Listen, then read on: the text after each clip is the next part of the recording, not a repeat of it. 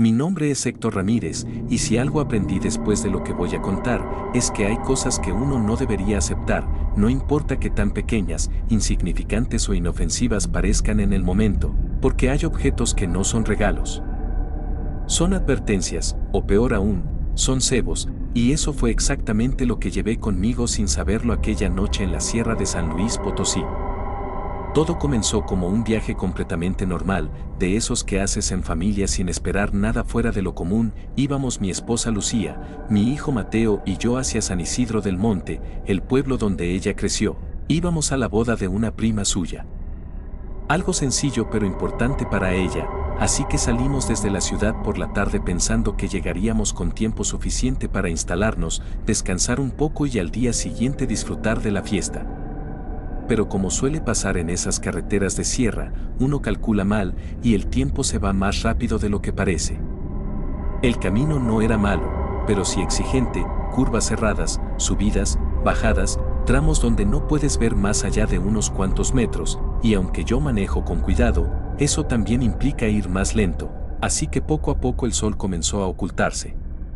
Primero el cielo se pintó de tonos naranjas y rojos, luego azul oscuro, y finalmente negro, de ese negro profundo que solo se ve lejos de la ciudad, donde no hay luces que lo suavicen. Al principio no me preocupó, íbamos bien, la camioneta respondía perfectamente, Lucía iba platicando conmigo sobre su familia, sobre gente que yo apenas conocía, recordando anécdotas de cuando era niña en el pueblo.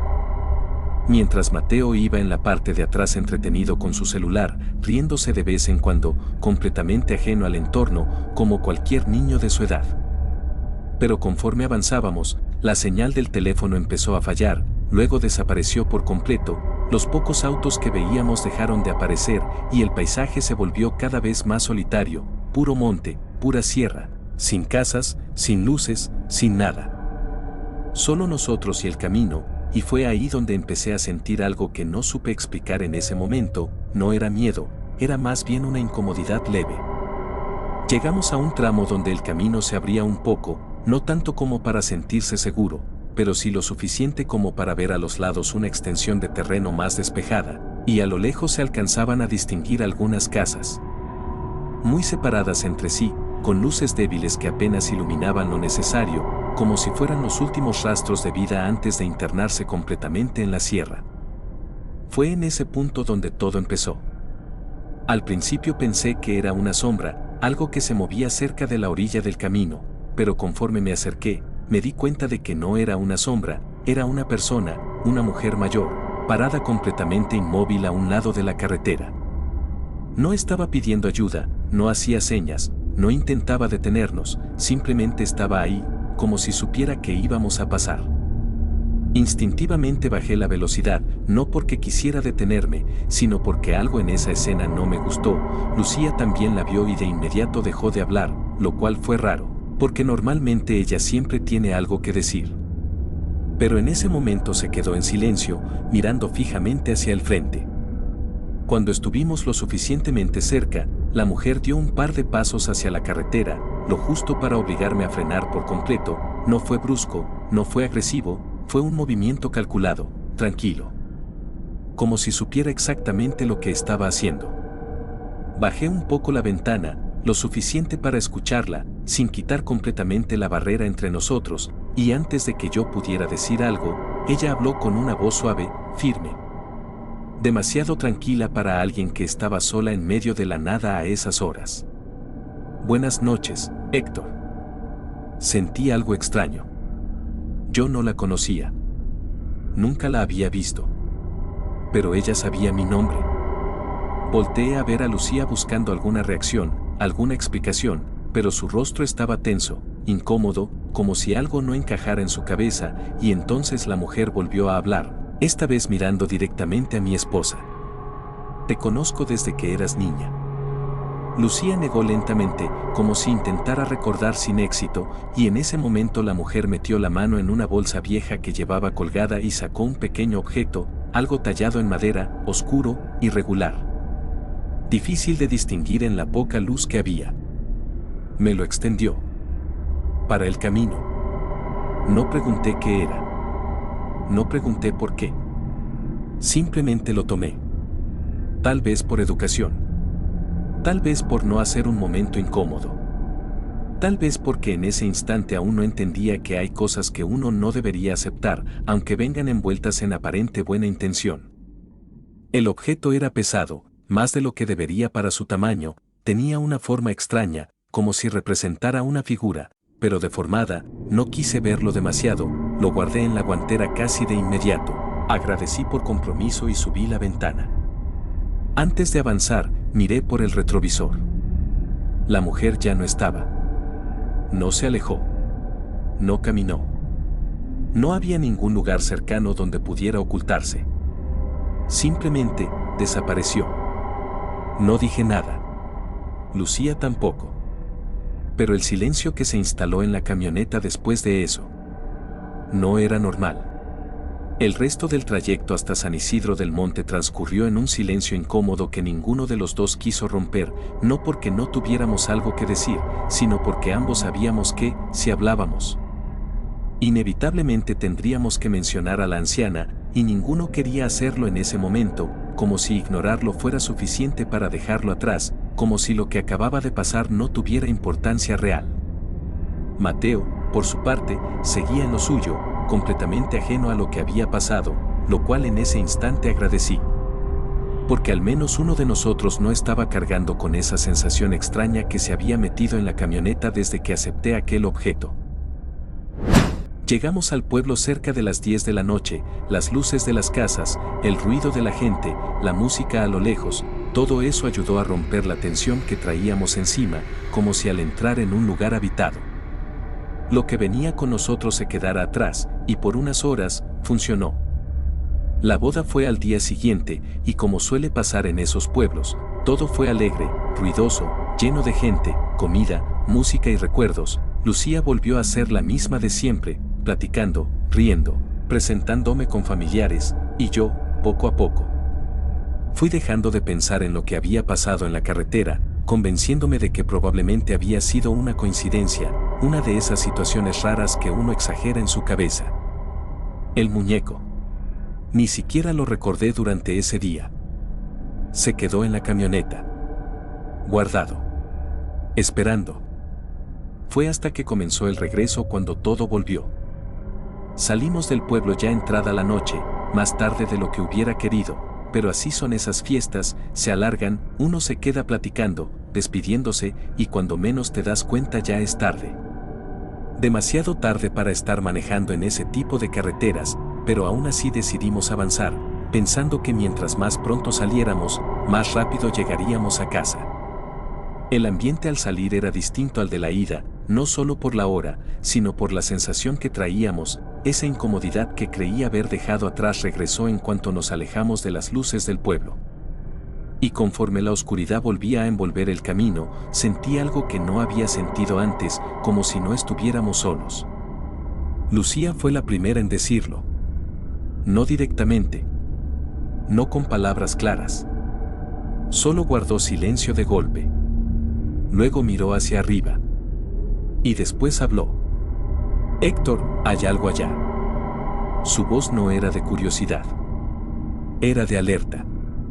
Yo intenté levantar la vista, pero el camino no me lo permitía, las curvas eran demasiado cerradas, cualquier distracción podía costarnos caro, así que solo pude ver por segundos, entre movimientos, una silueta oscura desplazándose sobre la sierra. No era un ave. Era demasiado grande. Demasiado lenta. Mateo, al escuchar a su mamá, bajó la ventana sin pensarlo y sacó medio cuerpo para ver mejor, lo cual me hizo reaccionar de inmediato. Métete, Mateo. Pero no me hizo caso al instante. Lo primero que hizo fue gritar. ¿Qué es eso? Ese tono no era de miedo. Era de asombro. Y eso fue lo que más me preocupó.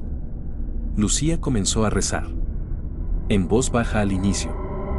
Luego más fuerte. Con los ojos cerrados. Como si supiera exactamente lo que estaba pasando. Como si no fuera la primera vez que escuchaba de algo así. Yo finalmente logré ver un poco más claro en un tramo recto, y lo que alcancé a distinguir fue suficiente para helarme la sangre, no era una forma definida, pero sí tenía estructura, algo alargado, con lo que parecían ser alas demasiado grandes. Moviéndose con lentitud, como si no necesitara esfuerzo para mantenerse en el aire. No era natural. No pertenecía ahí. Mateo sacó su celular y comenzó a grabar, intentando captar lo que estábamos viendo, pero la oscuridad era demasiado densa, la distancia demasiado grande, y aunque él insistía en que sí se veía, en la pantalla no había nada claro. Solo negro y algunos destellos de movimiento que no se podían definir. Y entonces bajó. No en picada. No como un animal, sino como algo que decide acercarse. Se desplazó hacia nosotros. Y en ese momento su tamaño se volvió evidente. Era enorme. Mucho más de lo que cualquier ave podría ser. Lucía gritó: «Cierra la ventana». Mateo obedeció de inmediato esta vez. Subió el vidrio. Pero no dejó de mirar. Nadie habló durante varios segundos. Solo el sonido del motor. El viento. Y algo más. Un silencio raro. Pesado. Como si todo lo demás se hubiera detenido. La cosa se mantuvo sobre nosotros unos segundos. Y luego se alejó. Subió. Se perdió entre la sierra. Después de que aquella cosa desapareció entre la sierra, el silencio dentro de la camioneta no fue el mismo que antes, no era solo incomodidad, era tensión pura, de esa que se siente en el pecho. Como si algo se hubiera quedado con nosotros aunque ya no lo viéramos, como si el hecho de haberlo presenciado nos hubiera puesto en su camino. Nadie habló durante varios minutos. Mateo dejó de grabar. Lucía seguía rezando, ahora en voz más baja, casi como si no quisiera que algo la escuchara. Y yo manejaba más tenso que nunca. El camino comenzó a descender, lo cual yo conocía porque ya lo había recorrido antes de día, sabía que más adelante había un pequeño arroyo, un paso donde el camino cruzaba por un puente angosto, nada peligroso si se manejaba con cuidado. Pero en ese momento, con todo lo que acababa de pasar, ese tramo se sentía diferente. Las luces de la camioneta apenas alcanzaban a iluminar lo necesario, y el resto del entorno parecía absorber la luz, como si el camino se cerrara alrededor de nosotros. Fue justo antes de llegar al arroyo cuando lo sentí. No fue algo brusco al inicio. Fue sutil. Como una resistencia. Como si el volante dejara de responder completamente a mis manos. Pensé que era el terreno. Una piedra. Algo irregular. Pero no. Porque en cuestión de segundos, la resistencia se convirtió en fuerza. Una fuerza que no venía de mí. El volante giró.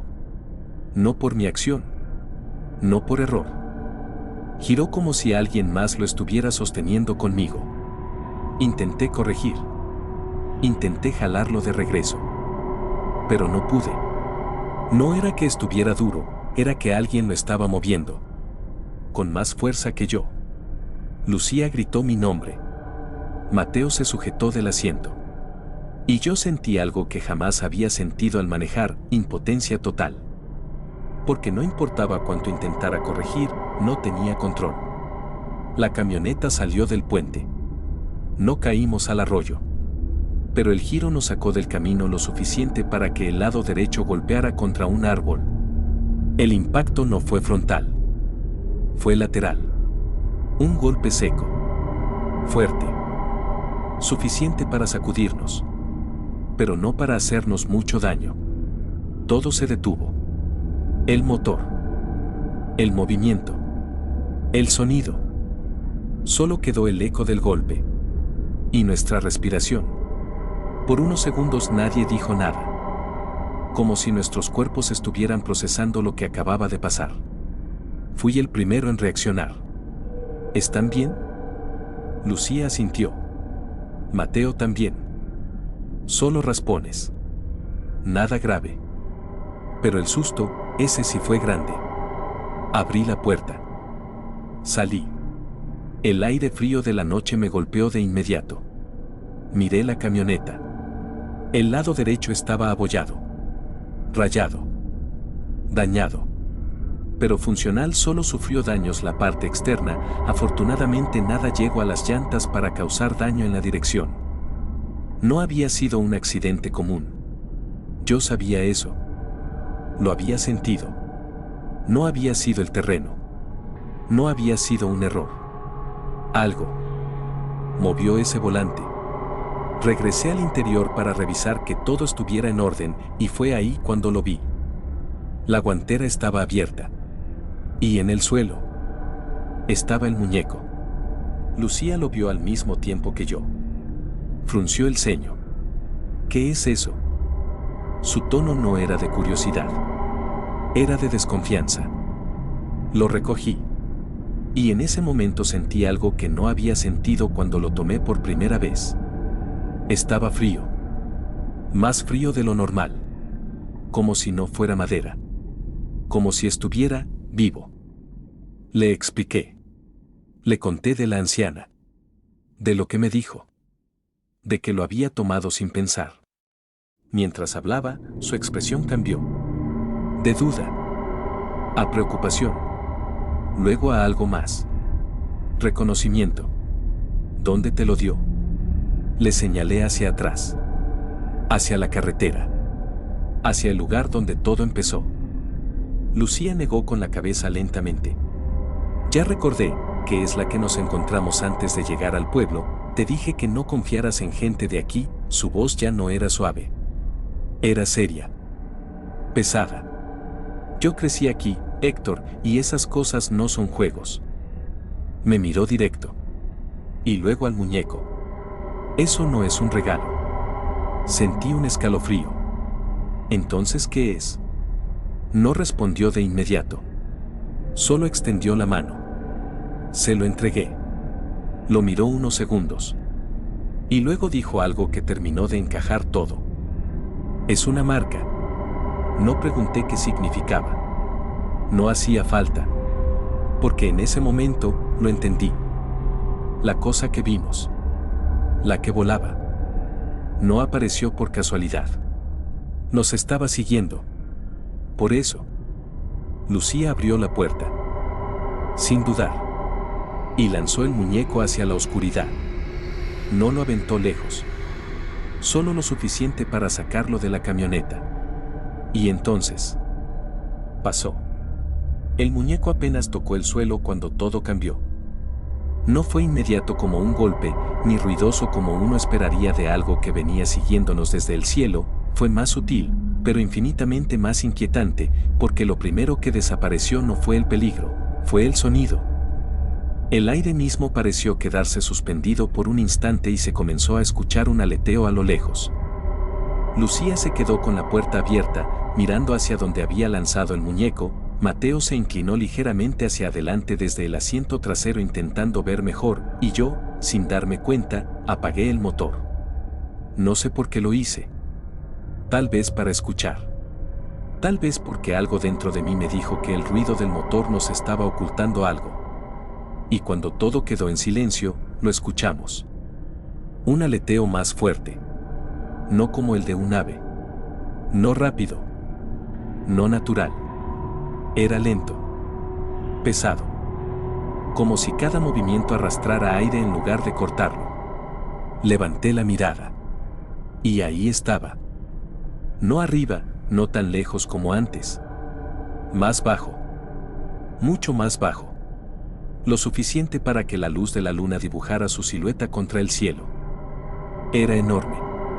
Más de lo que había alcanzado a imaginar. Las alas no eran como las de un pájaro. Eran más largas. Más delgadas. Y se movían con una lentitud que no correspondía con su tamaño. No estaba volando como algo vivo. Estaba desplazándose. Como si no necesitara hacerlo. Mateo soltó un susurro que no terminé de entender. Lucía dejó de rezar. Y yo sentí algo que no había sentido ni siquiera cuando perdí el control del volante. No era miedo. Era certeza. Esa cosa no nos quería a nosotros. Quería eso. El muñeco. Lo vimos descender. Sin prisa. Sin agresividad. como si supiera que no había necesidad de apresurarse, como si ya hubiera ganado. Su sombra cubrió parte del camino. Y por un momento, cuando estuvo lo suficientemente cerca, pude ver algo que hasta el día de hoy no puedo sacar de mi cabeza. Como si no perteneciera del todo a este mundo. Las alas se cerraron parcialmente cuando tocó el suelo. No hizo ruido. No levantó polvo. Solo. Estuvo ahí. Sobre el muñeco. Inmóvil. 1 segundo. 2. 3. Y luego lo tomó. No con garras. No con pico.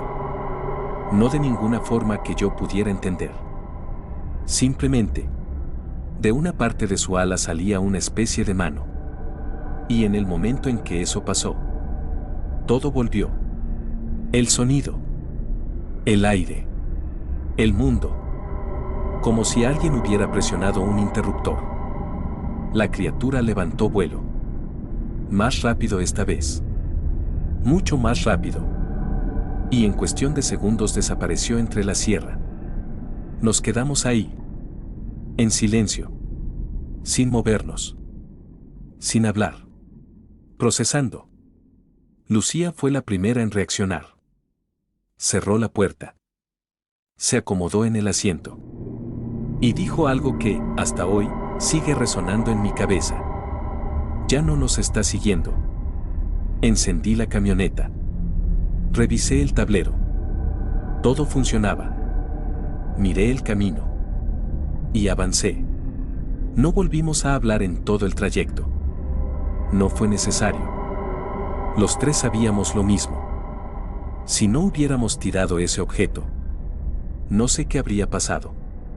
Tal vez ese golpe contra el árbol habría sido lo de menos. Tal vez el volante no se habría detenido. Tal vez no estaríamos aquí. Días después, ya en casa, intenté racionalizarlo, buscar una explicación, algo que encajara con lo que conocía, pero no encontré nada que tuviera sentido completo. Lo único que quedó claro fue algo mucho más simple.